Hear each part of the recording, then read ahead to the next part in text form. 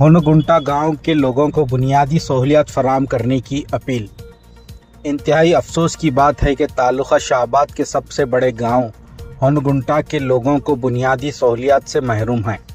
7,000 से ज़्यादा आबादी रखने वाले ग्राम पंचायत वाले गांव हुनगुंटा ने सियासी अहमियत तो हासिल कर ली है, ताहम हुनगुंटा के लोगों ने ग्राम पंचायत की नाकामियों पर सख्त मजम्मत की है और कहा कि शाहबाद को पानी फराहम किया जाता है, हुनगुंटा को नहीं।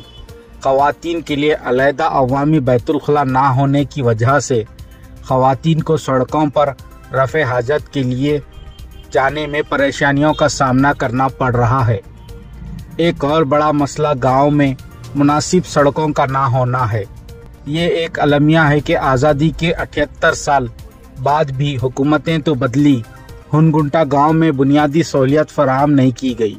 हुनगुंटा गांव के लोगों ने हुकूमत को फौरी तौर पर गांव पर तवज्जो देने की अपील की है। ಇದು ಹೇಳ್ಕೊಳ್ಳಕ್ಕೂ ಆಗಲ್ಲ, ನಮಗೆ ಹೇಳ್ಕೊಂಡ್ರು ಕೂಡ ಅಸಹ್ಯ ಪಡ್ತಕ್ಕಂತ ವಿಷಯಗಳು ಇವು. ಇಂಥ ಪರಿಸ್ಥಿತಿಯಲ್ಲಿ ಹೆಣ್ಮಕ್ಳದಾರ, ಗಂಡು ಮಕ್ಕಳಿಗೆ ಕೂಡ ಯಾವುದೇ ಒಂದು ಕೆಲಸಗಳಿಲ್ಲ. ಈಗ ನೋಡ್ರಿ, ಹೊಲದಲ್ಲಿ ಎಲ್ಲ ನೀರಲ್ಲಿ ಹೊಲ ಮುಡಿಬಿಡ್ತು. ಈಗ ಮಾಡ್ಬೇಕೇನು? ಅವ್ರು ತಂದಿರ್ತಕ್ಕಂಥ ದುಡ್ಡಿಗೆ ಏನು ಲೋನ್ ಕಟ್ಟಕ್ ಆಗ್ತದ ಅಥವಾ ಅವ್ರು ಅದಕ್ಕೆ ವಾಪಸ್ ಕೊಟ್ಟು ದುಡ್ಡು ತಗೊಳಕ್ ಆಗ್ತದ? ಅದೇನ್ ಮಾಡಕ್? ಎಲ್ಲದನ್ನು ನೀರಾಗ ಹೋಯ್ತು ಅವ್ರದ್ದೆಲ್ಲಾನು. ಅವ್ರ ಮೈನತ್ತು ಹೋಯ್ತು, ಅವ್ರದ್ದು ದುಡ್ಡು ಹೋಯ್ತು. ಯಾವ ತರ ಬದುಕ್ತಾ ಇದಾರ?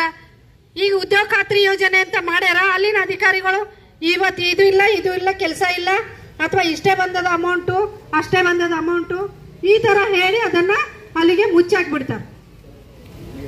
ಇವತ್ತಿನ ದಿವಸ ನಾನು ಹುನಗುಂಟಿ ಈ ಹೋರಾಟ ಸಮಿತಿಗೆ ಏನದ ಅದಕ್ಕೊಂದು ಸೆಲ್ಯೂಟ್ ಕೊಡ್ತಾ ಇದ್ದೀನಿ.